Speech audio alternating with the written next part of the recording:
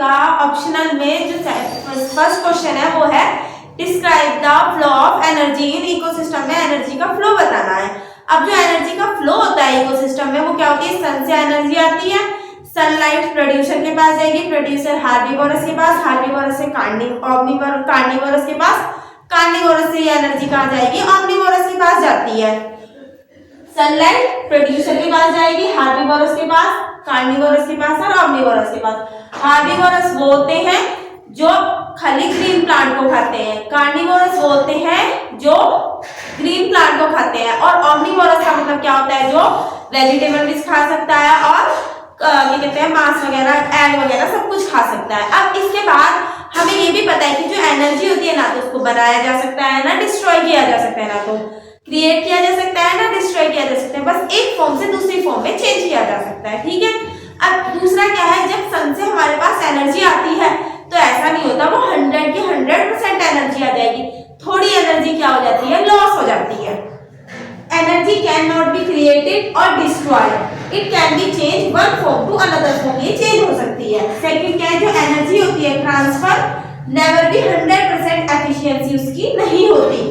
Energy transfer to energy some energy, मतलब कि जब एनर्जी ट्रांसफर होती है तो कुछ एनर्जी क्या हो जाती है, लॉस्ट हो जाती है हमारे इन्वायरमेंट में, it in the form of heat, किसकी फॉर्म में, हीट की फॉर्म में। अब इसका जो हमारा सेकंड पार्ट है क्वेश्चन में, उसमें हमसे पूछा गया है कि what happen to be the, अगर हम इकोसिस्टम में से, मतलब कि हमारा इकोसिस्टम है जैसे कि ये इस तरीके से ट्रॉफिक लेवल है, अगर हमने एक ट्रॉफिक लेवल को हटा ही दिया तब क्या होगा, अगर ऐसा हुआ तो जो हमारी फूड चेन है वो क्या हो जाएगी, डिस्टर्ब हो जाएगी, और फूड चेन डिस्टर्ब हो जाएगी तो जो मतलब कि जैसे कि मेरे नॉर्मली अगर मैं बोलूं यहाँ पे तो प्रोड्यूसर होते हैं, यहाँ हार्बिवोरस, यहाँ पे कार्निवोरस, यही वाली चेन है। अगर मैंने यहाँ से प्रोड्यूसर को हटा दिया तो अगर मैंने प्रोड्यूसर को नहीं दो, चलो हार्बिवोरस को हटा दिया, अब ये जो जितने सारे दुनिया भर के प्लांट है इनको खाने के लिए तो कोई होना चाहिए, है नहीं, तो ये क्या होंगे, बढ़ते रहेंगे, इनकी पैदावार बहुत ज्यादा हो जाएगी।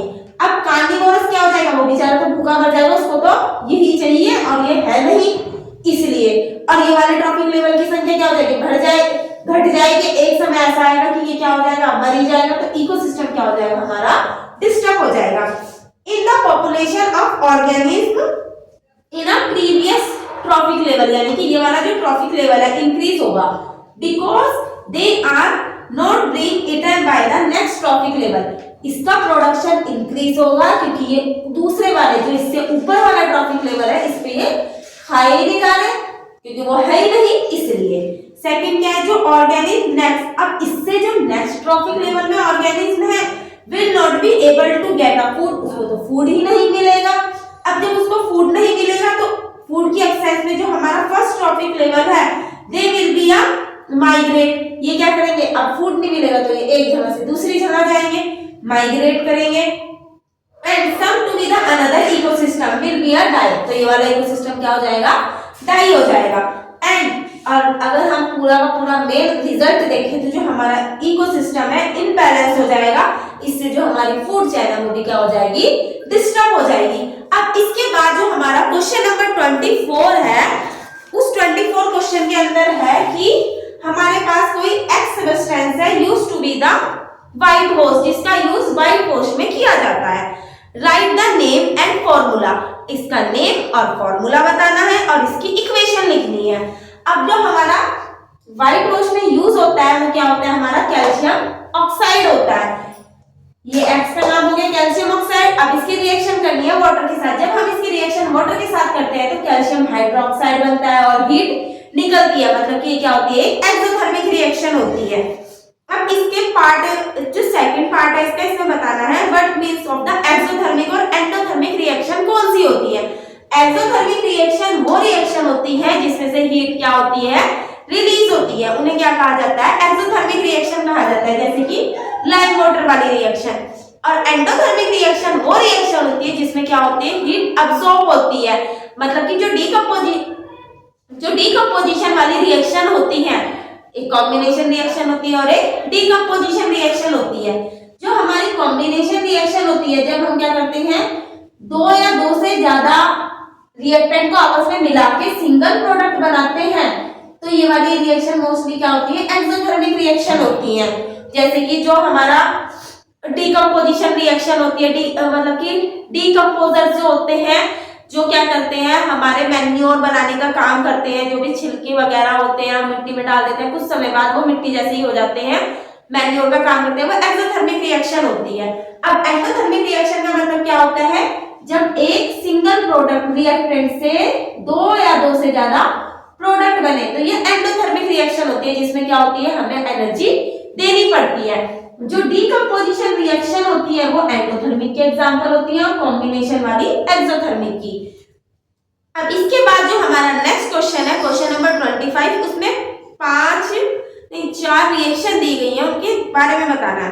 जब कार्बन डाइऑक्साइड की लाइम वाटर के साथ रिएक्शन कराई जाती है, कार्बन डाइऑक्साइड ये ना, लाइम वाटर ये ना, इन दोनों की जब हम आपस में रिएक्शन कराते हैं, तो रिएक्शन कराने के बाद जो हमारा बनता है वो कैल्शियम कार्बोनेट बनता है, और क्या बनेगा, कैल्शियम कार्बोनेट, और वाटर निकल जाएगा। ठीक है। सेकंड है हमारा bleaching powder react with dilute hydrochloric acid के साथ जब ब्लीचिंग पाउडर की रिएक्शन कराते हैं तो कैल्शियम क्लोराइड बनता है,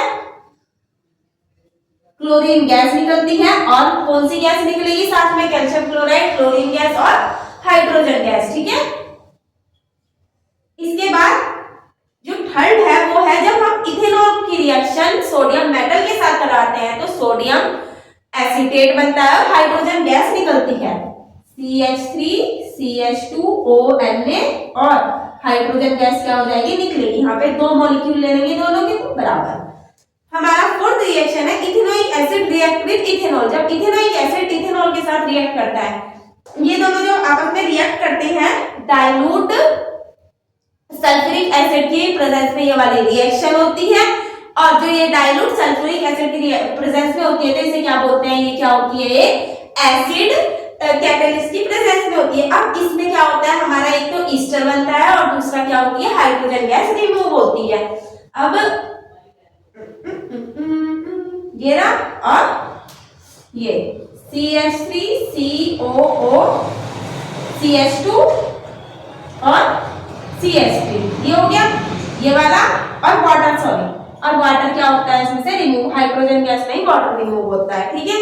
इसके बाद जो हमारा नेक्स्ट क्वेश्चन है, इसी के अदर ऑप्शन है 25 के, हमें मिनरल्स और ओर के बारे में बताना है। जो हमारे मिनरल्स होते हैं ये नेचुरल अकरिंग सब्सटेंस होते हैं, फाउंड इन हमारे अर्थ क्रस्ट में पाए जाते हैं। नेचुरल अकरिंग सब्सटेंस होते हैं found in earth crust and contain two be the one और मोर एलिमेंट और कंपाउंड, और आपस में एक या एक से ज्यादा कंपाउंड को रखते हैं। नेचुरल अकरिंग सब्सटेंस होते हैं हमारे अर्थ क्रस्ट में पाए जाते हैं, और एक या एक से ज्यादा कंपाउंड को आपस में कंटेन करके रखते हैं। और जो ओर होता है, a mineral form which was with the metal can be extract. Mineral से जो मेटल को एक्सट्रैक्ट करेंगे, अब ये क्या है, दो या दो से ज्यादा एलिमेंट या कंपाउंड से मिलेगा, इससे हम एक मेटल को क्या करेंगे, निकालेंगे, एक्सट्रैक्ट करेंगे, एंड प्रोबेबली इजीली उसे हम क्या बोलते हैं, और बोलते हैं। अब हमारा अगला क्वेश्चन है, मतलब कि इसी का सेकंड पार्ट है, name the two metal which was with the displace hydrogen and दो नॉट डिस्प्लेस हाइड्रोजन। अब जो हाइड्रोजन को डिस्प्लेस करेंगे ऐसे दो मेटल्स का नाम क्या होता है, हमारा जिंक और आयरन होता है। ये जिंक और आयरन क्या होती है, रिएक्टिविटी सीरीज में हाइड्रोजन से ऊपर होती है, इसलिए हाइड्रोजन को डिस्प्लेस कर देती है।